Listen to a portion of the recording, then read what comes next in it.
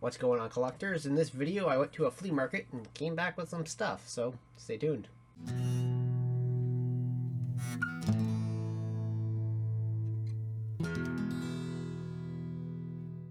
And of course, if you like what you see, please don't forget to hit like and subscribe down below. So I went to a flea market, a local one here in Ontario, Canada. And if you're not familiar with Canadian flea markets, they kind of suck. Just comic books in general in Canada, unless you get them from a reputable dealer, it is difficult to find anything good. So what ended up happening is I went to our local flea market and I ended up finding there a copy of the Tick number 5 first print. I was there with my wife and child and I'm like, there were so many comic books there, and I took some video to show you guys.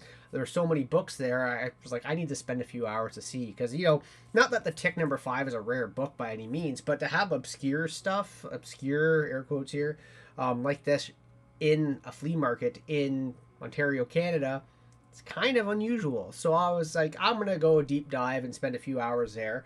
So that was the one Sunday I went out, and then the next Sunday, boy, was that ever an adventure. I spent a lot of time digging through boxes that probably have not been dug through. And you'll see, obviously, with all the videos I've shown here, that there is a lot of stuff to move out of the way to see all these boxes. And you'll also notice that a lot of the boxes are not organized in any way, shape, or form. Just everything was kind of a big mess of globbedygook.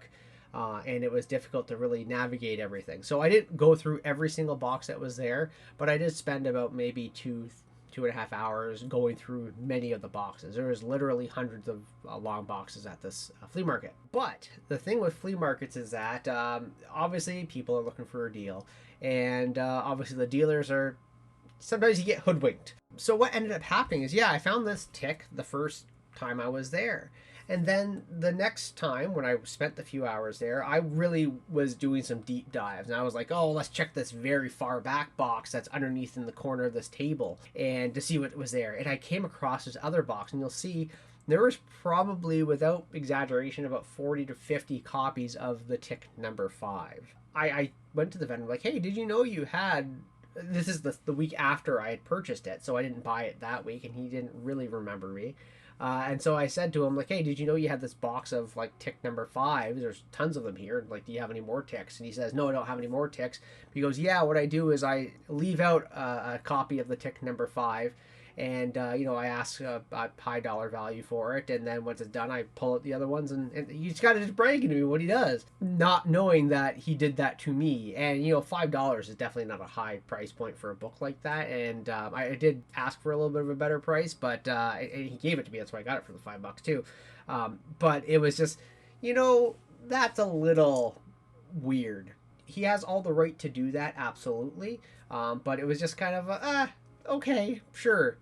But that all being said, I did grab a couple other books from this vendor, filled out a few holes that I had in my collection, and then there was another vendor outside that I grabbed a cool book. So just to show you guys, outside of the Tick number 5 that I grabbed a few other holes in my Peter David X Factor run. That involved, we're going to go in order of coolest, I guess, X Factor number 7 here. So this is mostly the modern Peter David X Factor run.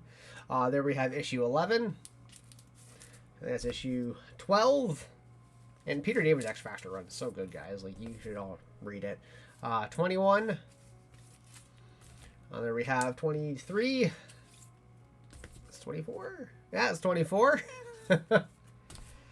32. And obviously number 50. With this run, it went from 50 and then jumped up to 200, which is their legacy numbering, to continue where the old X Factor left off. And there's issue 201. So now I have, I think 48 to 50, then 200 onwards to the series end, which I think was like 230 something. So I have that run done. I'm just kind of collecting the older issues. And then just behind this here is Peter David's first book on X Factor. This is number 71, and this is the one with the brand new team. This is where the team that the modern readers would be more familiar with, where you get Wolfsbane, Strong Guy, Havoc and Polaris are leading the pack here as well. They aren't really so much in his newer run as Multiple Man takes over, but this is X Factor. number 71, and all these were $2 books. So that was pretty cool win. But there was one other book that I managed to grab that I am super happy about. There's a ton of different comic book vendors at the flea market, and just I happened to have gone there on a day where a guy from Toronto came down. There's booths you can set up outside, just pay pennies to have it set up there.